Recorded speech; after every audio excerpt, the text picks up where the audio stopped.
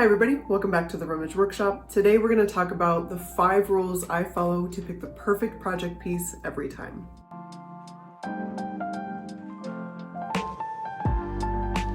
Someone messaged me this week asking me how I pick my project pieces, and it made me think of all of the silly mistakes and expensive mistakes I've made in this area. I wanted to take a minute and share with you the 5 rules I follow before I purchase any piece. I'm going to keep this really short and sweet today, so let's dive right in.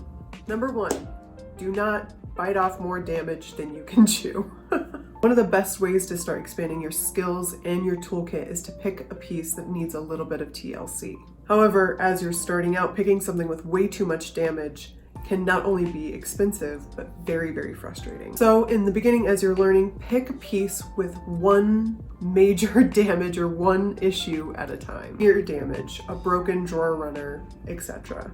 At the bare minimum, open every single drawer, jiggle the legs, give the entire piece a really good look over from top to bottom, and then, yes, I give it a big ol' sniff because you do not want something that smells like mothballs or like cigarette smoke. This way, with every new issue you encounter, you can do the proper research, acquire the correct tools without burning yourself out. As you go, you can take on more and more damage or issues every single time because you now have the skill set and the tools to deal with it efficiently. This is a mistake that I made a lot in the beginning. I would take anything and then I would start in on these projects and be like, oh no, what am I gonna do? Yes, I learned a lot really quickly. It was a lot of trial by fire, but looking back, I could have made things a little bit less daunting for myself by just taking it one step at a time. On to number 2, size matters. To this day, this is a really hard rule for me to follow because sometimes you come across like a gorgeous mid-century modern hutch, but it doesn't detach, and so you're hiring a U-Haul and movers, and don't buy something that you don't have room for in your workshop. Don't buy something that you can't easily transport.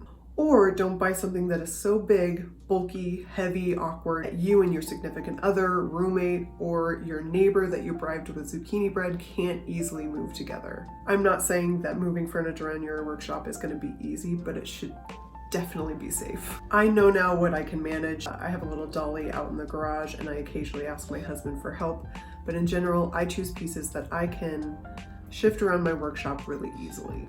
On to number 3. Have a vision going in. The best and most profitable transformations I've ever done are ones where the second I saw it in a thrift store or an estate sale, I was like, I know exactly what I want to do with it. Not to say you can't do your research and come up with a design after the fact, but these are the pieces that are going to sit in your space, sit in your workshop for months because you have no clue what to do with them, and they'll just collect dust and take up space. I would highly suggest following a few furniture flippers on social media so that you're constantly getting an influx of inspiration from these people, and so you're exposed to new techniques and styles on a regular basis. Number 4, know what sells in your area and what does not. This is a lesson hard one. It will come by watching your local online marketplaces really well and just by experience. So I did a set of like boho style side tables a while back. I did a reel of this project and it got over like 300,000 views on Instagram. Those tables sat in my stock for 6 months. It didn't matter that the internet liked it. They do not sell in my area, so I have stopped picking up side tables. I know a lot of people in different areas of the country, side tables are gone in a second. That is not the case here. I don't know why, but Denver does not like side tables. It does, however, like anything mid-century modern. I scoop that up as quickly as I can because I know the second I post it, I will have multiple inquiries and it will be out of the door within a week. Put your time, money, and effort into items that you know will sell and that you can sell for top dollar.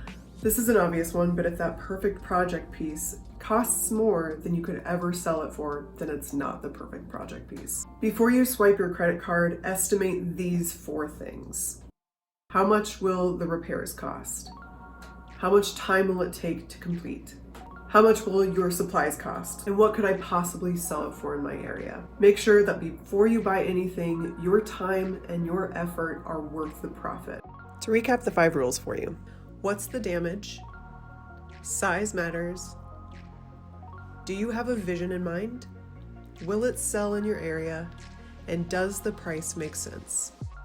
Thank you guys for following along with me. I hope this helps you avoid some of the mistakes that I've made along the way. I'll see you guys back here next week for another transformation from the Rummage Workshop.